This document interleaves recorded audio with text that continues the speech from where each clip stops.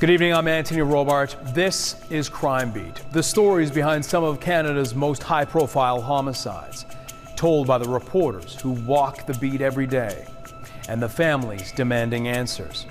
We reveal the shocking evidence as it was uncovered by investigators in their quest for justice. Tonight, a bright young girl who is loved by her family and friends, a natural leader, disappears without a trace.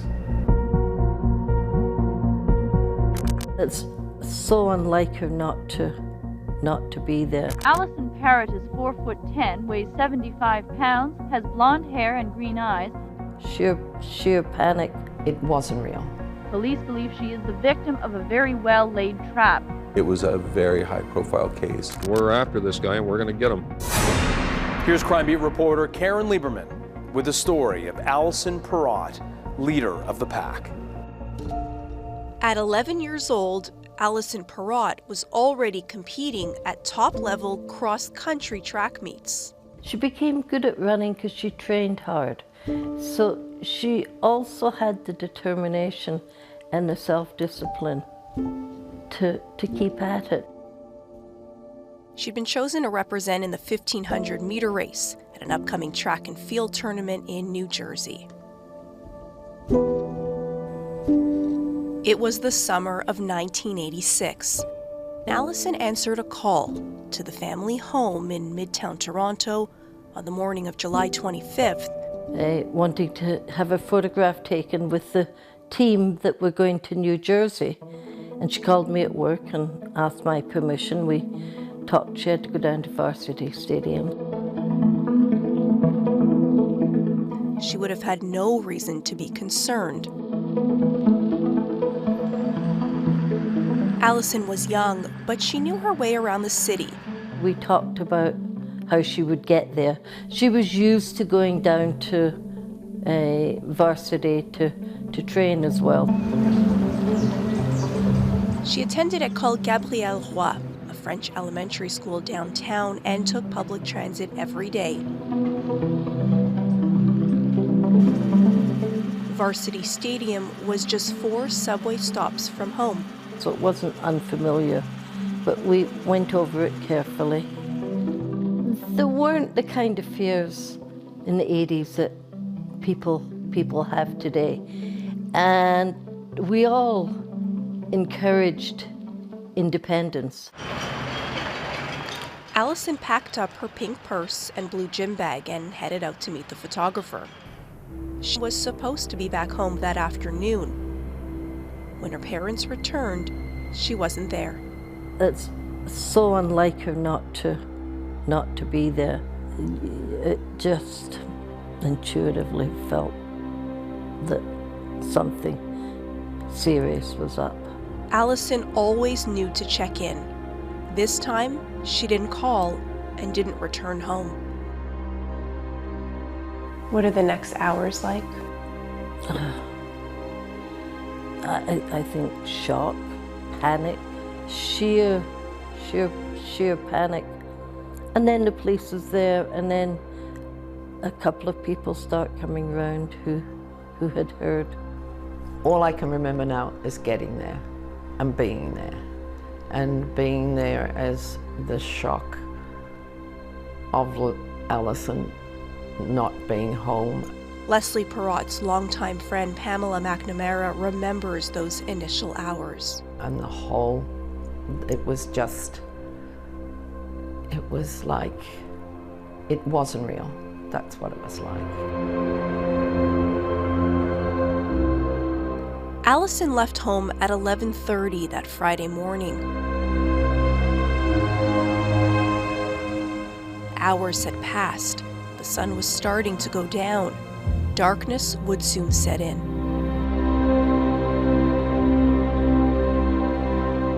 We were all hoping, quite honestly, that Allison had gone to play at a friend's house and forgotten and something. We were still positive on that evening. Coming up, where is Allison?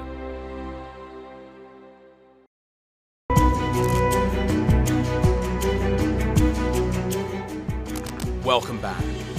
After getting a call to attend a photo shoot with her track team, Allison headed off alone to Varsity Stadium. Nobody had heard from her since. Now back to Caryn Lieberman with Alison Parrott, leader of the pack. It's fall at the Parrott family farm. The leaves are hanging on, but winter will come soon. Oh, it's got the cherries growing. Yeah. It's a weeping cherry. Oh, wow. The birds will love it.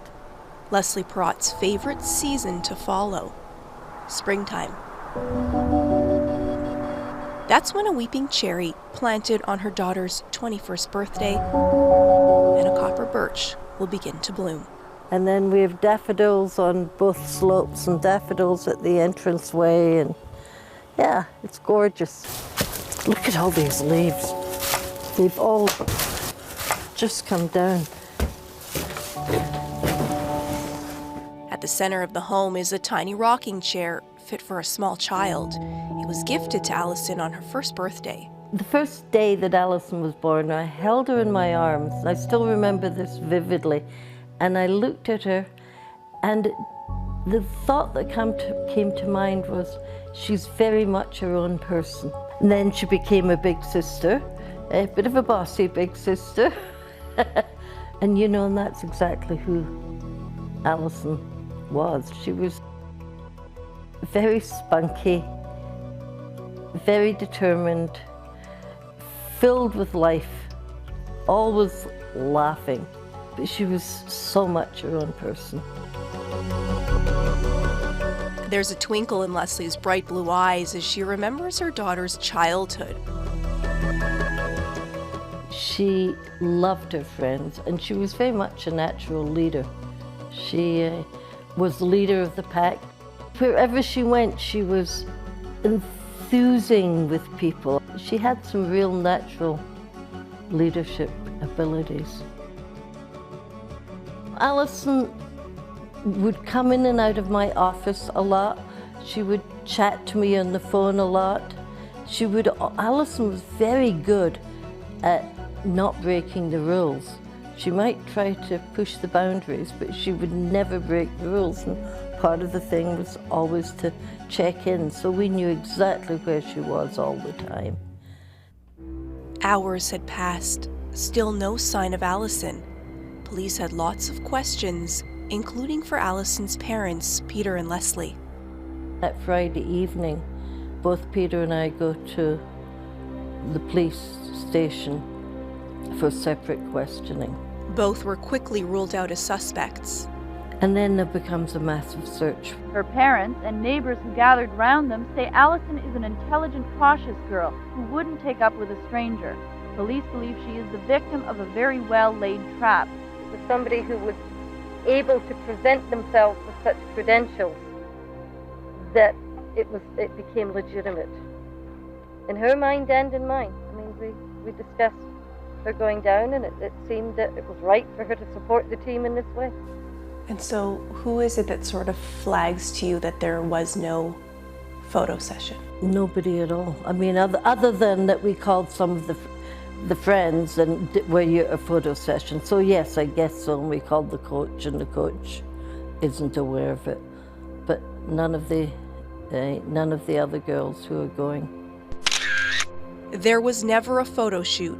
It was a ruse to get Allison alone. So who was this supposed sports photographer? Police began to scour the neighborhood, trying to locate the missing girl. You have to keep looking and then go back and check and look again, and until you're perfectly sure in your own mind that one area is clear, and then you move on to the next area and follow whatever, be it small, whatever lead that you have. Have you any leads at this point? Nothing concrete, no. That's the frustrating part about it.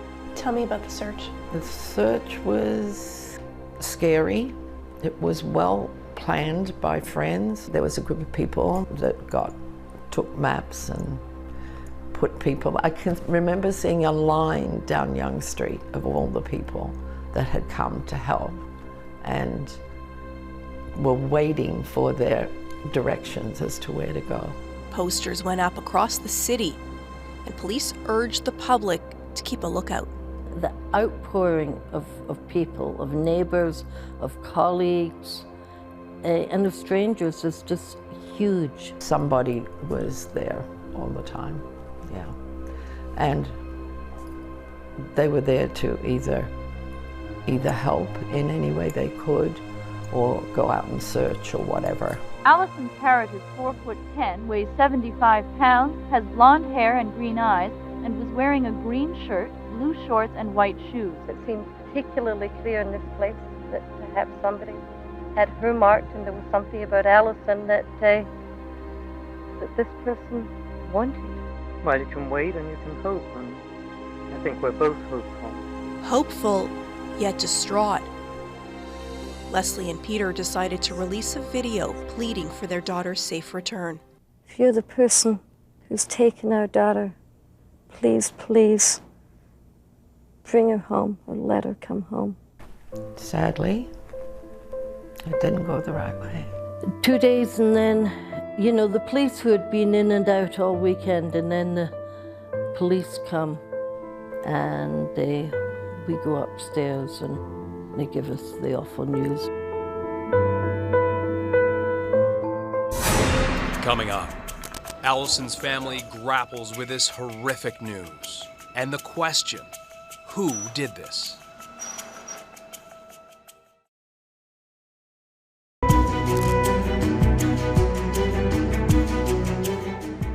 Welcome back.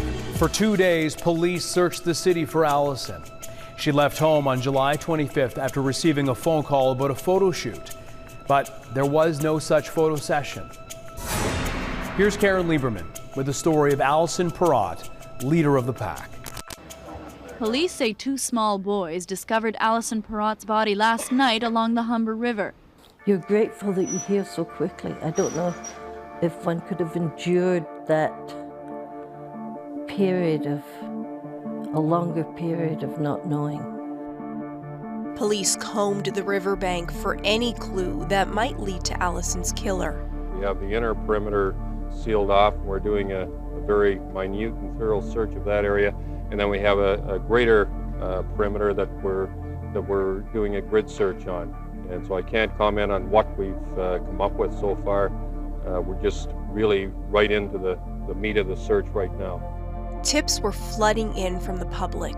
There had been sightings of Allison on the subway the day she went missing, but no description of a suspect. All it takes is one call from somebody out there, and just the right call, and that's it. And usually, these types of cases, that's how they are broken.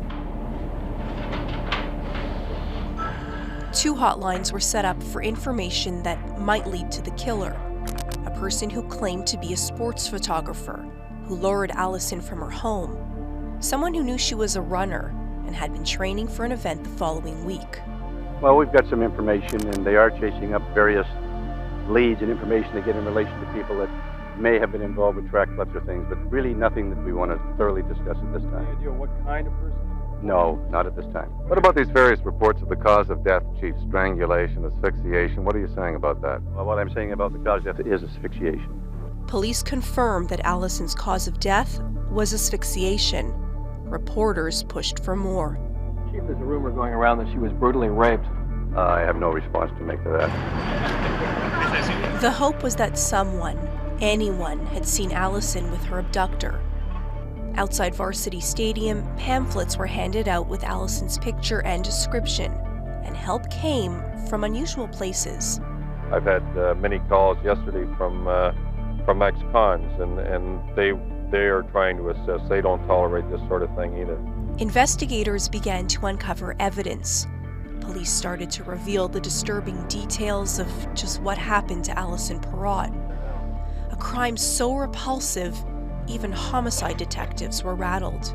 I'm finding it more and more sickening all the time. I really am. As you know, after 7 years in the homicide, you would think, well, maybe you get hardened to it, or you don't. It's just, I find it really revolting to think there are people out there that are that low that would do something like that. Allison had been raped and strangled. her naked body found face down in Kingsmill Park in the city's West End.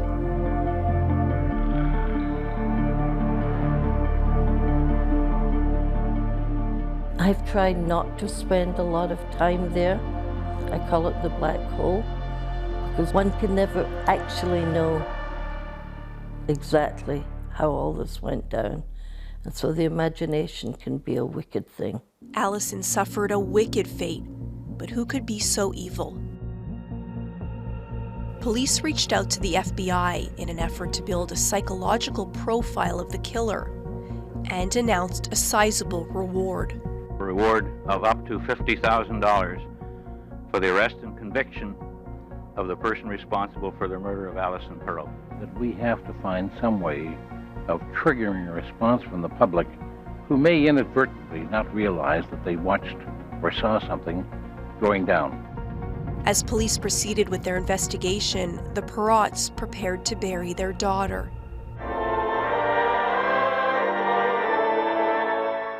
Just 2 blocks from the stadium, family and friends gathered for Alison's funeral.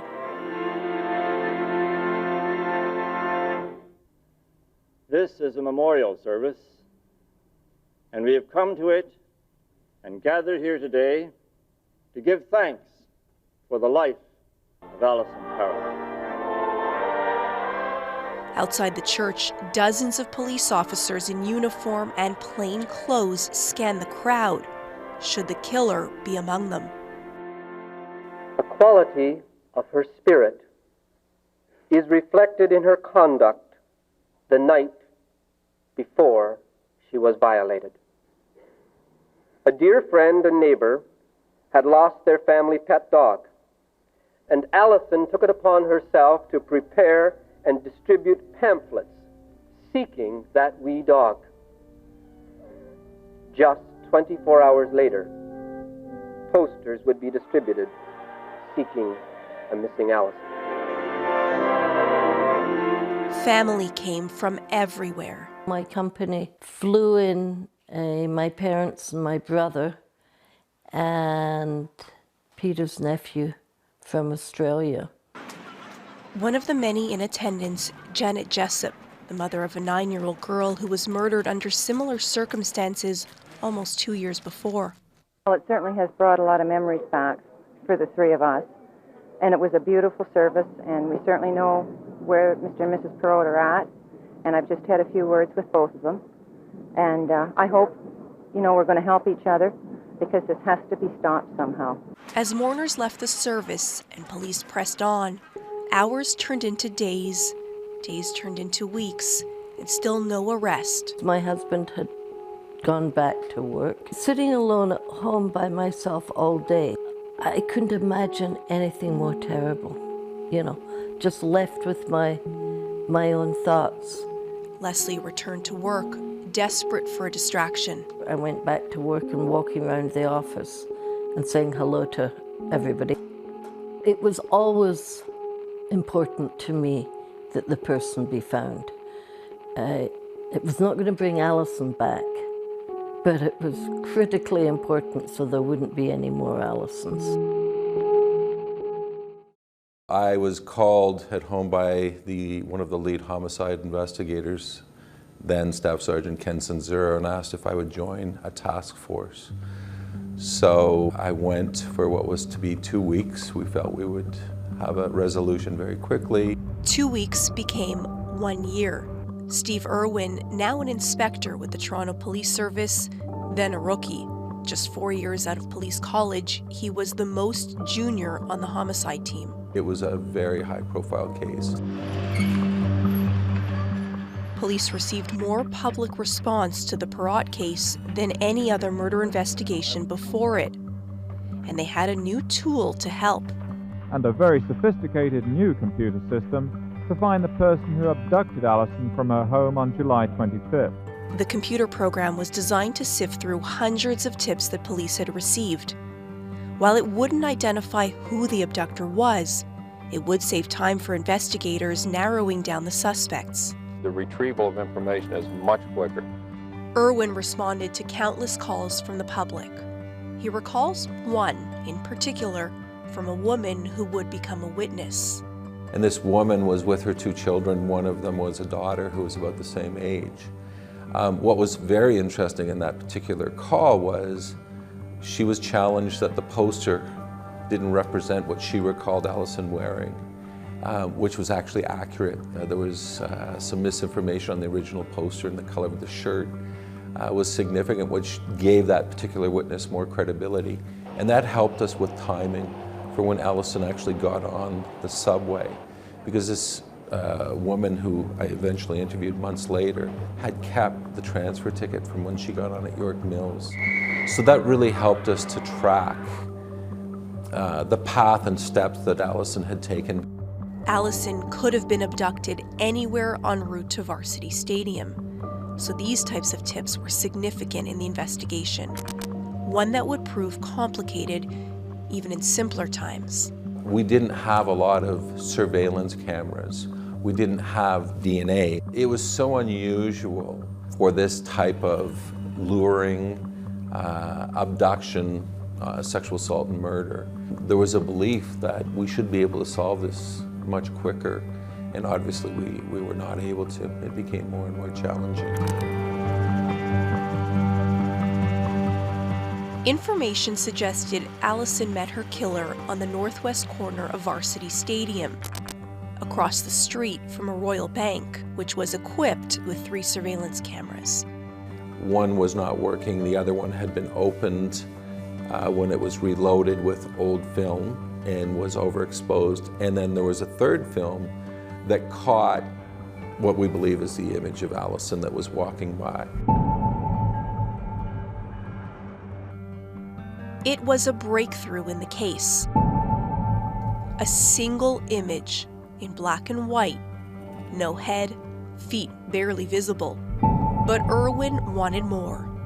Colorization had just come out within a few years of 1986, where they took old black and white movies and colorized them. So I actually reached out, that was a company here in Toronto, and reached out to them to say, so if I gave you a palette of colors, could you give me a sense of what colors, even though it's a black and white film, in an effort again to try and substantiate that that in fact was Allison. Confirmation Allison had made it to the stadium. So who did she meet up with? Next, a suspect and a first-degree murder charge.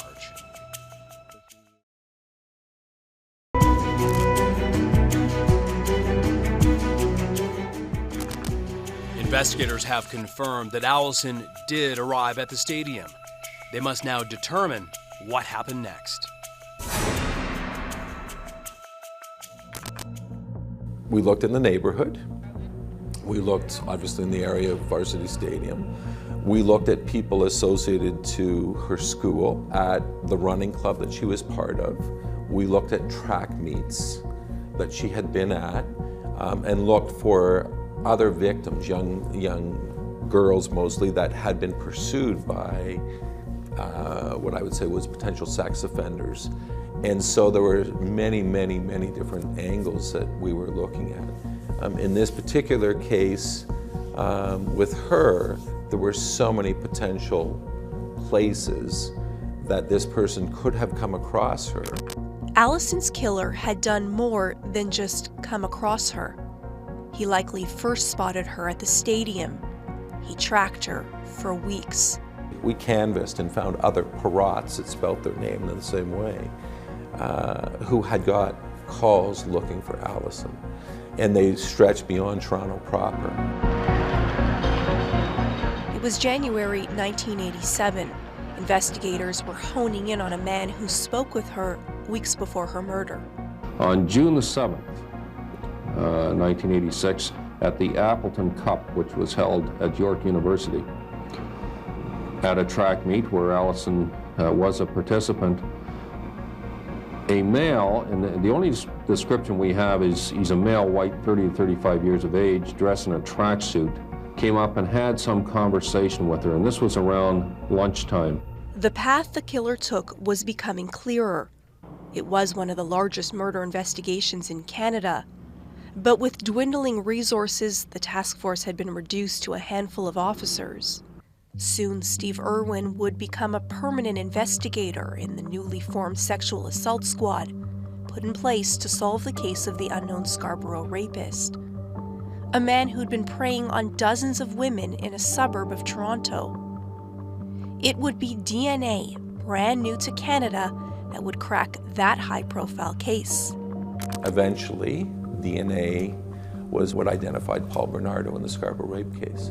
As that was now, he was before the courts and charged, I actually asked to leave sexual assault to go work at intelligence, and it was so that I could work for one of those original homicide investigators and get out the exhibits from Allison's case, submit them to Center of Forensic Sciences, and see if we could develop a DNA profile.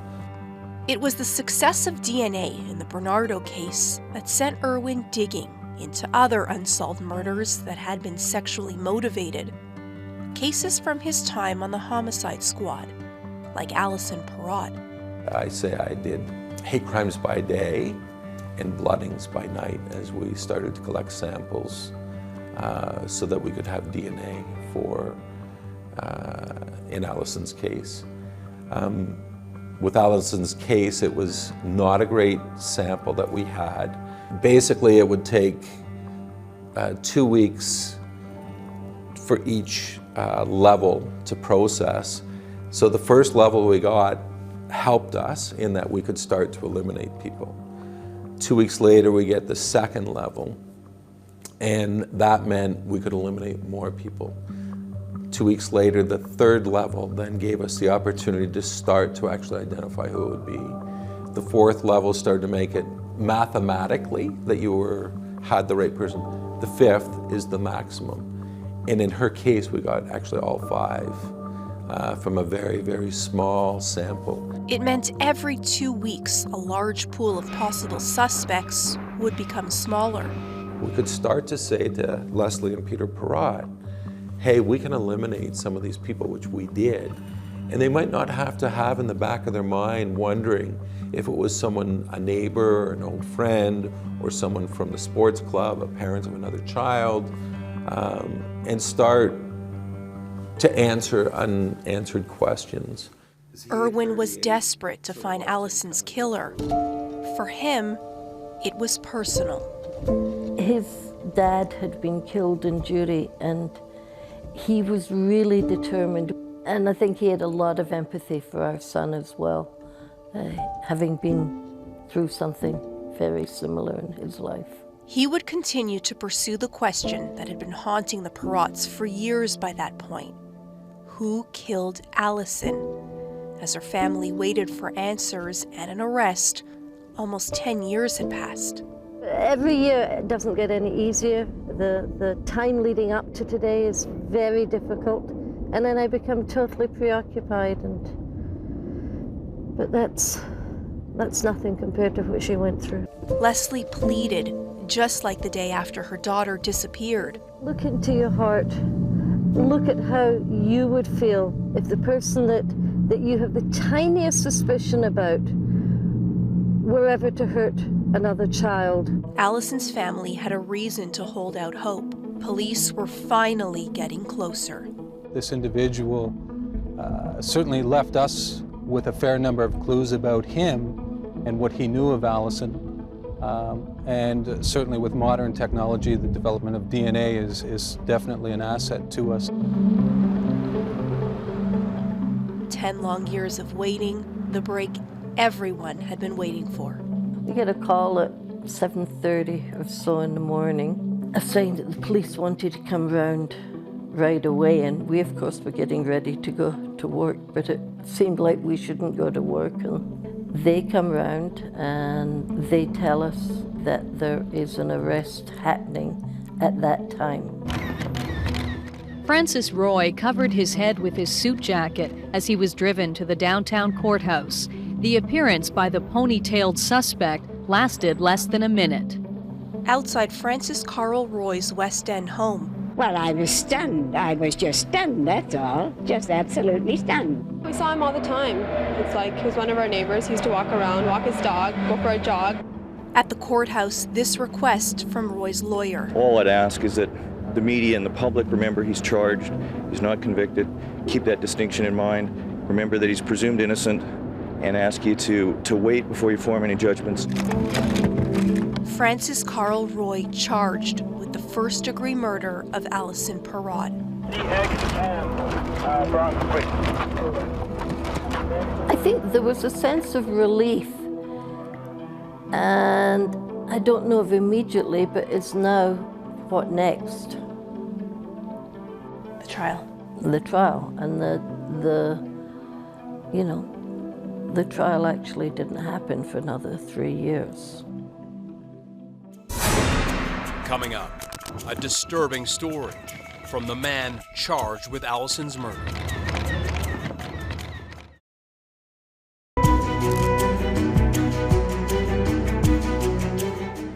Ten years after Allison was murdered, the trial finally gets underway. And Alison's story inspires a generation of children. Now back to Caryn Lieberman with the conclusion of Alison Parrott, leader of the pack. So who was this man now charged with Alison's murder? He had come to our attention. He had a history of sex offenses, convicted sex offender, had gone out west. The RCMP had reached into us as he came up in some investigations there. They sort of knocked on the door and said, hey, he's still out here. Have you looked at him? Information from those cases was added to a new computer system which allows police across the country to share data about violent crime investigations. At that point, the case was turned over to homicide. They did get a cast off, something he touched. For 2 weeks, police had waited for an opportunity to get that cast off, a sample of Roy's DNA. And that was what was the beginning of identifying him. The critical piece of evidence would be a discarded cigarette butt. As police tested the DNA and gathered their final bits of evidence, Alison's family struggled just to get through each day. There were times that I felt life was not worth living.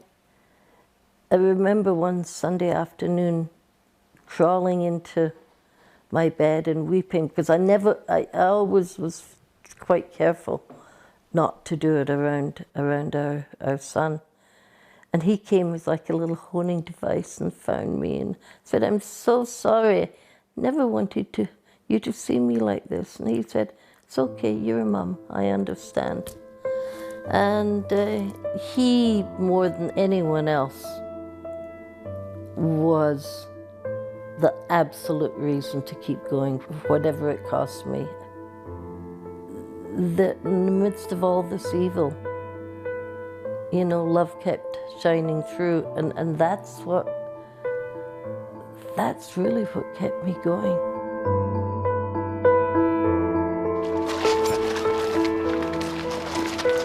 "13 years since Alison's murder, the Parrotts begin to relive the horror of her death as the trial for Francis Carl Roy begins. That was the first time we saw the perpetrator.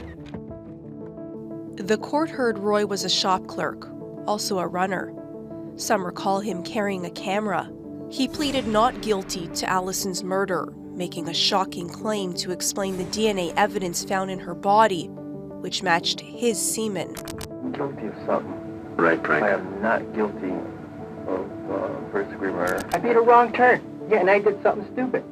Yeah, and you saw something. Right? I may have saw something and did something stupid. He said he came across the young girl's body in Kingsmill Park while out for a jog. He stopped to urinate. He claimed there'd been semen on his hand, having masturbated earlier that day, and when he saw the corpse, he violated it with his finger. This is what Francis Roy looked like 13 years ago when 11-year-old Alison Parrott was lured from her home, raped, and murdered. Roy's testimony wasn't the only element of doubt presented. Bill Owen, a wheel-trans driver with the TTC. The defense brought forth 3 witnesses who told the court they had all seen a girl who might have been Allison with a man who did not match Roy's description. The jury listened for days, but there was something jurors did not hear. The judge decided that what we call similar fact evidence, in this case, that he had raped 2 young women before, and one was there to testify, that evidence should not be allowed into the court. To this day, I'm still baffled. Why somebody should be standing in the prisoner's box without a jury, able to understand the truth about that person, not only as Alison's mum, but as a member of our society. I feel very ashamed and angry. Francis Carl Roy had been on parole at the time of Alison's murder. He had been convicted twice for raping teenage girls he had lured away from public places with stories that seemed credible. The assaults happened in wooded areas. It was hard to ignore the similarities with Alison's case. Sadly, the justice system failed to protect Allison in the first place. There were convictions that were reduced. There was parole that was reduced and not well supervised. The Parrotts pleaded for change, but the law remained the same. If evidence of a prior conviction could do more to prejudice an accused person's right to a fair trial, the judge can exclude it. Juries are there as representatives of common sense. And common sense, when a similar crime has been committed before, it's only common sense that makes part of why that person should be guilty. Despite the seeds of doubt, the jury did not believe Roy's defense. After 6 excruciating days of deliberations, the jury convicted 41-year-old Francis Carl Roy of first-degree murder in Alison's death. Sentenced to life in prison, no chance of parole for 25 years.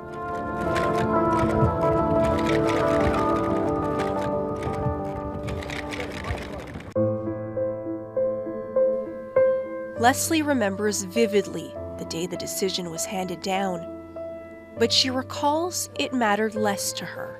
Nothing would bring her back, so yes, I was tremendously pleased that justice had been done.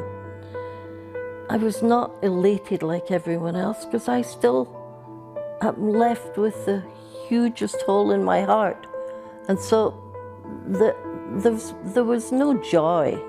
In what would be her last time before the crush of cameras, Leslie took the focus off the now convicted killer and placed it back on her Allison. That Allison was one of these people that had the ability to make a huge difference in this world. It is only so sad that that difference has to be made in her death and not in her life. The leaves are falling from the trees at the Parrott family farm. Life is peaceful, quiet. There are reminders of Allison frozen in time. An 11-year-old girl, a lover of life, a friend, a big sister, a runner, a child who liked to laugh, a daughter whose absence is always present, never far away. She is marked by the trees in the garden.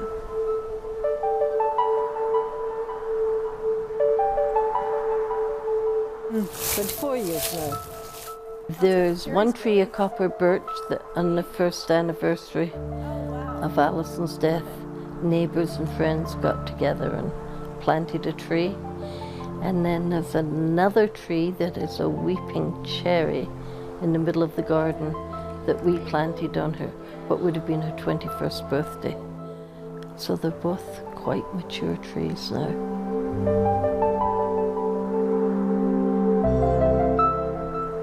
Once a cottage to visit on holidays and weekends, Leslie now spends most of her time with her husband Peter up at the farm. Allison is everywhere. The tiny rocking chair, the pictures on the walls, the trees marking her life.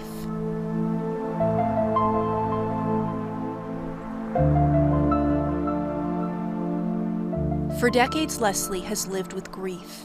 She has used her own experience of losing a daughter to help others. The first thing is to honor what people are feeling themselves. Leslie offers support through her longtime role at the Bereaved Families of Ontario. There is no closure of losing a child, because there's no closure of love, you know? She could work out the right thing to say to have someone's life get better. Pamela remains a close friend. And I can't really think of anything better to say about a person. She helped and helped anyone and everyone. I love when I talk to Leslie, and I've talked to her recently.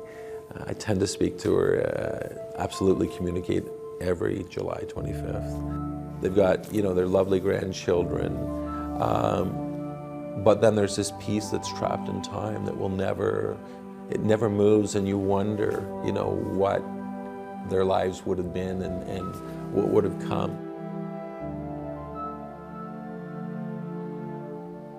What is Allison's legacy? For me, being able to help other people is an incredibly important part of Allison's legacy. It's all about love.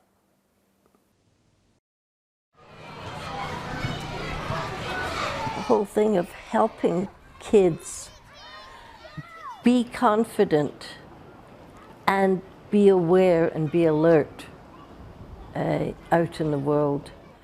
That again is another bit of how Allison lives on.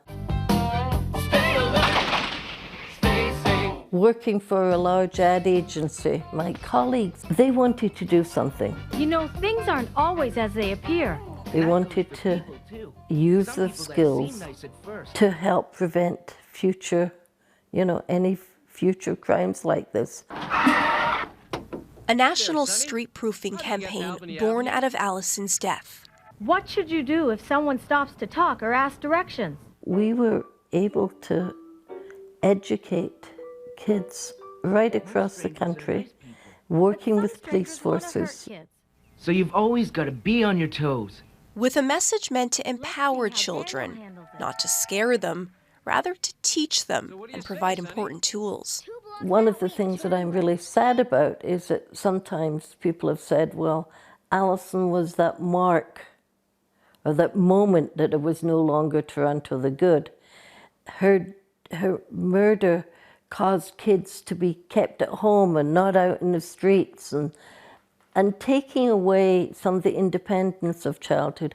And I think, frankly, that's wrong. Yes, you need to have kids be safe, but you need to help kids grow up and to be independent. And what happened with Allison for a stranger abduction is so incredibly rare.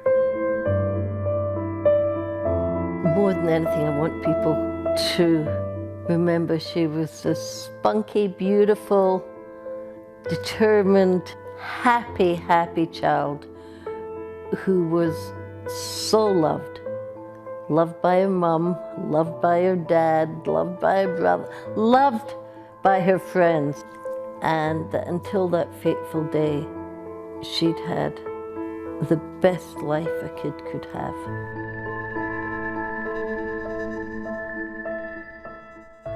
In 2021, it will have been 35 years since Alison Parrott was killed. Francis Carl Roy will be up for parole. Allison's family is preparing for the process to open up old wounds, but they continue to focus on the good times, all the good memories.